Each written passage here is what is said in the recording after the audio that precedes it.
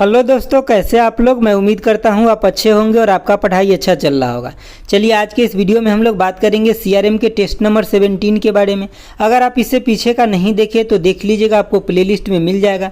अब आपके पास एग्जाम के लिए बहुत कम टाइम है, तो आप अच्छे से रिविज़न करते रहिए, मन लगा के पढ़ते रहिए। जितना भी पढ़ें उसको रिविज़न अच्छे से करते रहिए, आपका सिलेक्शन पक्का होगा। ठीक है, तो चलिए देखते हैं आज का पहला क्वेश्चन क्या है। पहला क्वेश्चन है कि यानी कि टैग लाइन ऑफ रिलायंस जो जियो है ना, उसका टैग लाइन पूछा जा रहा है क्या होगा। तो देखिए इसका आंसर हो जाएगा आपका ऑप्शन ए हो जाएगा, जियो जी भर के इसका टैग लाइन है। ठीक है, ऑप्शन सी में है कि एक्सप्रेस योर सेल्फ, इसका टैग लाइन मतलब किसका टैग लाइन है, तो ये आपका एयरटेल का, किसका, एयरटेल का टैग लाइन है। हम आपसे आजकल क्वेश्चन नहीं पूछ रहे हैं, इसलिए नहीं पूछ रहे हैं क्योंकि आपके पास खुद ही बहुत ज़्यादा बर्डन है, तो इसीलिए। लेकिन आज फिर भी मैं दो छोटा छोटा क्वेश्चन पूछता हूँ ताकि आपको मतलब अच्छे से रिवीजन हो जाएगा। आप बी और सी का मुझे बता दीजिए किसका टैग लाइन है, बस इतना ही, और बाकी सब मैं बताऊंगा आपको। चलिए देखिए दूसरा नंबर क्वेश्चन देखिए। दूसरा नंबर क्वेश्चन है आपका कि analysis and segmentation engine provide. तो एनालिसिस और सेगमेंटेशन इंजन क्या प्रोवाइड करता है। तो सबसे पहले बात, कोई भी कंपनी होता है उस डाटा को जो सेगमेंटेशन करता है तो उसका पर्पस ये होता है कि हम एक तरीके के डाटा को एक साथ छांट ले और दूसरे तरीके के डाटा को दूसरे साइड मतलब छांट ले, समझ गए बातों को, जिससे वो अपने अच्छे कस्टमर को अलग निकाल ले। मतलब किस प्रोडक्ट के रिगार्डिंग वो डाटा है उसको अलग अलग सेपरेट कर लिया जाता है डाटा सेगमेंटेशन में। देखिए तो इसमें आपका ऑप्शन ए क्या है कि बिल्ड ट्रस्टेड कस्टमर रिलेशनशिप। इससे क्या होता है कि ट्रस्टेड कस्टमर रिलेशनशिप बनता है। कैसे कि सपोज कीजिए कोई पर्सन है जो कोई एक बार शॉपिंग किया है, अगर वो महंगा सामान खरीदा हुआ है तो कंपनी अब दोबारा बार उसको महंगा प्रोडक्ट को ही मैसेज देगा, तो उसके बीच में क्या होगा, एक अच्छा रिलेशनशिप बन रहा है, समझ गए बातों को। और जो ऑलरेडी कस्टमर है जो बहुत सस्ता सामान खरीदता है, उसको बहुत महंगा प्रोडक्ट के अगर मैसेज भी देते हैं ना तो वो उसको रिप्लाई नहीं करता, उन चीज़ों पर वो केयर नहीं करता है, तो रिलेशनशिप कैसे बनेगा। तो इसीलिए डाटा सेगमेंटेशन जरूरी होता है। अगला देखिए, अगला है आपका कि performance business analysis segmentation and prediction. तब देखिए इसमें क्या होता है कि बिजनेस एनालिसिस को किया जाता है और डाटा एनालिसिस में उसके बाद क्या आगे के लिए प्रेडिक्शन भी किया जाता है कि जैसा डाटा आया उसके मतलब क्या है कि वैसा आगे बिजनेस चलेगा। ठीक है, अगला आपका सी नंबर में क्या है कि हेल्प इन प्रेडिक्शन। तो हाँ ठीक है, आगे के मतलब फ्यूचर के लिए ये अच्छा होता है, मतलब हेल्प करता है कि हमें आगे कितना और ज़्यादा प्रोड्यूस करना है प्रोडक्ट। चलिए तो इसका आंसर कौन हो जाएगा, ऑप्शन डी हो जाएगा। चलिए अगला क्वेश्चन देखते हैं। देखिए क्वेश्चन नंबर 3 क्या कह रहा है, बहुत अच्छा क्वेश्चन है, इसको समझिए। कह रहा है objective segments effective interaction comes under which competency in the Gartner competency model. सबसे पहली बात, गार्टनर के कितना कॉम्पिटेंसी मॉडल है, तो 8 गो है। इस 8 के बारे में हम थोड़ा सा बता देते हैं, अच्छा जो पॉइंट है। इसका आंसर हो जाएगा ऑप्शन बी हो जाएगा, स्ट्रेटजिक सीआरएम हो जाएगा। ठीक है, चलिए देखिए यहाँ पे सबसे पहले बात, गार्टनर कॉम्पिटेंसी मॉडल किसके द्वारा दिया गया था, तो गार्टनर के द्वारा ही दिया गया था। इसके कितने मॉडल है, तो टोटल 8 वो मॉडल है सीआरएम के फील्ड में। ठीक है, सीआरएम को सक्सेस बनाने के लिए ये जरूरी है। 8 मॉडल कौन है, इस मॉडल को याद रखिए और थोड़ा थोड़ा इसका वर्क है ये याद रखिए। पहला आपका कौन है, तो सीआरएम विजन है। देखिए विजन में कौन होते हैं, तो जो भी कंपनी के लीडरशिप जो होते हैं ना वो किस में होते हैं, तो विजन में होते हैं। दूसरा आपका कौन सा है, तो सीआरएम स्ट्रेटजी है। तो यही तो क्वेश्चन अभी आपसे पूछा गया था। तो सीआरएम स्ट्रेटजी में कौन हो जाएगा, तो आपका ऑब्जेक्टिव हो जाएगा, सेगमेंट्स हो जाएगा, इंटरेक्शन हो जाएगा, ये चीज़ें हो जाएगा। तीसरा आपका कौन है, तो सीआरएम प्रोसेस है। सीआरएम प्रोसेस में क्या आ जाएगा, तो कस्टमर लाइफ टाइम मतलब कस्टमर लाइफ साइकिल हो जाएगा। ठीक है, मैनेजमेंट हो जाएगा, ये सब कहाँ आ जाएगा, तो सीआरएम प्रोसेस के अंदर आ जाएगा। ठीक है, चौथा नंबर पे देखिए, चौथा नंबर पे आपका क्या है कि वैल्यू कस्टमर एक्सपीरियंस। तो कोई भी कंपनी को कस्टमर का एक्सपीरियंस कब उसको मिलता है, जब वो कंपनी क्या करता है कि कस्टमर से फीडबैक लेता है और फीडबैक अच्छा रहता है। कंपनी अगर मान लीजिए कस्टमर सेटिस्फाइड है, सेटिस्फेक्शन है, उसको मिल रहा है प्रोडक्ट से, तो अच्छा फीडबैक देता है, तो वहीं से मतलब कोई भी कंपनी को पता चलता है कस्टमर का एक्सपीरियंस। अगला देखिए आपका 5 नंबर पे क्या है कि सीआरएम इन्फॉर्मेशन। सीआरएम इन्फॉर्मेशन का मतलब क्या है, डाटा जो आया कस्टमर की तरफ से उसको एनालिसिस करेंगे तो वही तो हो जाएगा ना। चलिए छठा नंबर देखिए, छठा नंबर पे है सीआरएम मैट्रिक्स। सीआरएम मैट्रिक्स में क्या होता है कि कॉस्ट टू सर्व और सेटिस्फेक्शन लॉयल्टी ये सब होता है। जैसे कि आप किसी को अच्छा सर्व करते हैं, ठीक है, उस कस्टमर को सेटिस्फाइड दिलाते हैं, तो लास्टली क्या हो जाएगा, कस्टमर आपका लॉयल कस्टमर बन जाएगा, मतलब ईमानदार ऑनेस्ट कस्टमर बन जाएगा। अगला 7 नंबर देखिए, 7 नंबर में क्या है कि ऑर्गेनाइजेशन कोलिब्रेशन है। देखिए इसमें क्या आ जाएगा, जैसे कि होगा कल्चर हो गया, स्ट्रक्चर हो गया, कस्टमर अंडरस्टैंडिंग हो गया, ये सब चीज़ इसमें आ जाएगा।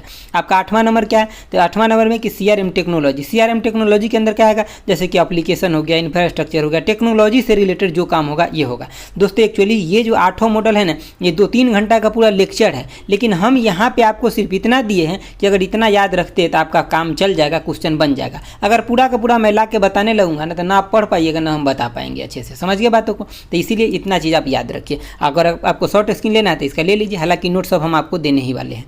चलिए अगला क्वेश्चन देखते हैं। देखिए अगला क्वेश्चन है आपका क्वेश्चन नंबर 4। अब देखिए ये क्वेश्चन बिल्कुल बनेगा ऐसा, कैसे देखिए क्या कह रहा है क्वेश्चन कि how many competency are include in Gartner competency model. अब कितना आसान हो गया, 8 हो गया। दोस्तों एक बात हम आप लोगों से बता दें, जितने लोग ई बुक डाउनलोड कर लिए और जितने लोग को अगर पेमेंट मतलब डाउनलोड करने के पेमेंट करने के बाद डाउनलोड में प्रॉब्लम होता है ना, तुरंत आप हमें मेल कीजिए, ठीक है, और वहाँ पर आप शॉर्ट स्क्रीन उसका जरूर भेजिएगा, नहीं तो ऐसे हमें सर्च करने में बहुत टाइम लग जाता है क्योंकि बहुत लोगों का वहाँ पर डाटा रहता है। तो इसीलिए आप शॉर्ट स्क्रीन भेजिएगा तो हमें एक ही बार में पता चल जाता है, फिर हम उसी मेल पे आपको ई बुक रिटर्न कर देते हैं, ठीक है। तो आप शॉर्ट स्क्रीन जरूर भेजिए, और शॉर्ट स्क्रीन जो भेजते हैं उसमें से आप नाम को इरेज नहीं कीजिए। काफ़ी सारे लोग भेजते हैं लेकिन नाम को और मेल आईडी को इरेज कर देते हैं, फिर हमें पता कैसे चलेगा, हम कैसे मैच करेंगे, समझ गए बातों को ना। तो इन चीज़ों को ध्यान रखिए। अगर अभी तक आप डाउनलोड कर लिए तो 4 बार रिवीजन कीजिए, और डाउनलोड नहीं किए तो कर लीजिएगा, हम लिंक दे रहे हैं डिस्क्रिप्शन बॉक्स में। अगला क्वेश्चन देखिए, अगला क्वेश्चन है आपका क्वेश्चन नंबर 5। क्या कह रहा है, इसका आंसर पहले हम बता देते ताकि ये क्वेश्चन इजी हो जाएगा। देखिए इसका आंसर हो जाएगा कंपटीशन हो जाएगा। आप यहाँ पे रखिए, competition refers to the level of treaty and the challenges face by the organization from another organization. देखिए इसमें होता क्या है कि जैसे कि सपोज कीजिए एक ऑर्गेनाइजेशन ए यहाँ है और दूसरा ऑर्गेनाइजेशन ये यहाँ है बी, ठीक है। तो इसमें क्या होता है कि दोनों ऑर्गेनाइजेशन को एक दूसरे से मतलब कंपटीशन तो रहता है, अगर सेम प्रोडक्ट बनाएगा सेम सर्विस देगा तो दोनों के बीच में क्या रहेगा, एगो कंपटीशन का लेवल रहेगा कि नहीं, कंपटीशन फेस करना पड़ेगा दोनों को एक दूसरे से, समझ गए बातों को। तो यही क्वेश्चन यहाँ पे पूछा जा रहा था। चलिए अगला क्वेश्चन देखते हैं।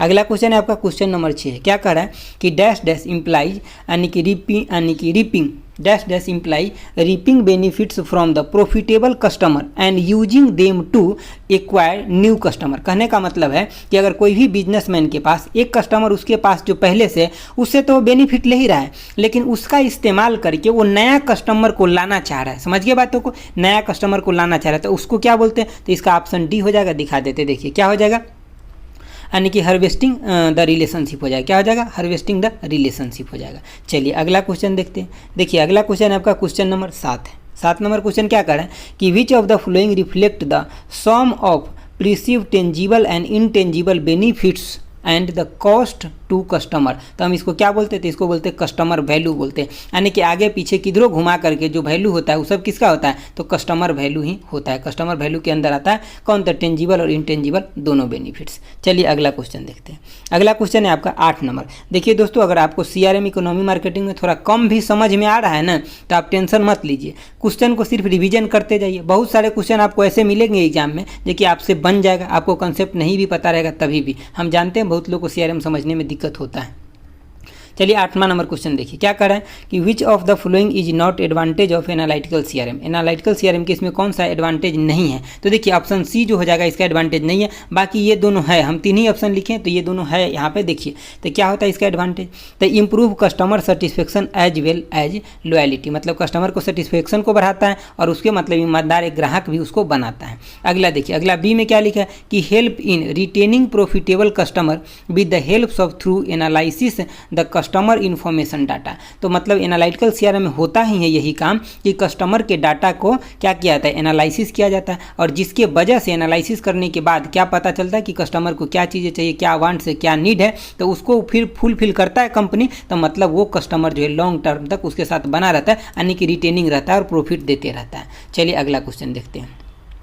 अगला क्वेश्चन आपका क्वेश्चन नंबर आपका 9 कह रहा है कि द मेंटल एक्ट कंडीशन और हैबिट्स ऑफ प्लेसिंग ट्रस्ट और confidence in another, so which of the following option. तो इसमें से कौन सा ऐसा ऑप्शन है जो कि आप क्या करते हैं, किसी के ऊपर भरोसा कर लेते हैं, विश्वास कर लेते हैं, या मानसिक रूप से उसके ऊपर मतलब आप डिपेंड रहते हैं, या आपका ऐसा आदत होता है। तो इस सब को मतलब कौन सा ऑप्शन दिखाता है, तो ऑप्शन आपका बी हो जाएगा, बिलीफ हो जाएगा, यानी कि विश्वास हो जाएगा। आपको किसी के ऊपर विश्वास रहता है तब उसके ऊपर आप भरोसा कर लेते हैं, या तो कई बार आपका हैबिट भी बन जाता है किसी के ऊपर विश्वास करने का, समझ गए बातों को। तो इसका आंसर कौन हो जाएगा, तो ऑप्शन बी हो जाएगा। इस क्वेश्चन ऐसे क्वेश्चन को आपको 1-2 बार पढ़ना पड़ेगा, यही चीज़ आपको याद रहेगा एग्जाम में। चलिए अगला क्वेश्चन देखते हैं। देखिए अगला क्वेश्चन आपका क्वेश्चन नंबर 10 क्या कह रहा है कि which of the following is not a part of pen 5 process models. तो इसका पेन का सबसे पहले बात कितना कै गो मॉडल होता है, तो 5 गो मॉडल होता है, ये आपको याद रखना है। कितना मॉडल होता है, तो 5 गो मॉडल होता है। इसमें से कौन नहीं है, तो ऑप्शन बी जो है ये नहीं है, लॉजिस्टिक मैनेजमेंट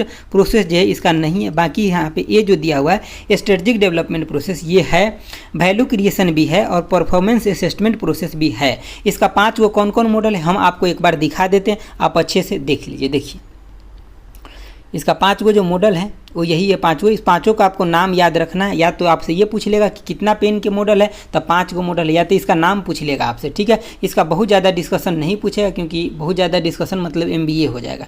देखिए यहाँ पे पहला आपका कि स्ट्रेटजी डेवलपमेंट प्रोसेस हो जाएगा, दूसरा आपका क्या कि वैल्यू क्रिएशन प्रोसेस हो जाएगा, तीसरा है क्या कि मल्टी चैनल इंटीग्रेशन प्रोसेस हो जाएगा, चौथा है कि परफॉर्मेंस असेसमेंट प्रोसेस हो जाएगा, पांचवा क्या है कि इंफॉर्मेशन मैनेजमेंट और एनालिटिकल प्रोसेस हो जाएगा। तो आपको अच्छे से याद रखना। चलिए हम एक बार और दिखा देते। देखिए यानी क्या है, स्ट्रेटजी डेवलपमेंट है पहला, दूसरा क्या है कि वैल्यू क्रिएशन है, तीसरा क्या है कि मल्टी चैनल इंटीग्रेशन है, चौथा क्या है तो आपका परफॉर्मेंस असेसमेंट है, और पांचवा क्या है तो इन्फॉर्मेशन मैनेजमेंट है, या इसको और क्या बोलते हैं तो एनालिटिकल प्रोसेस बोलते हैं, ठीक है। तो ये सब आपको याद रखना है दोस्तों, ठीक है।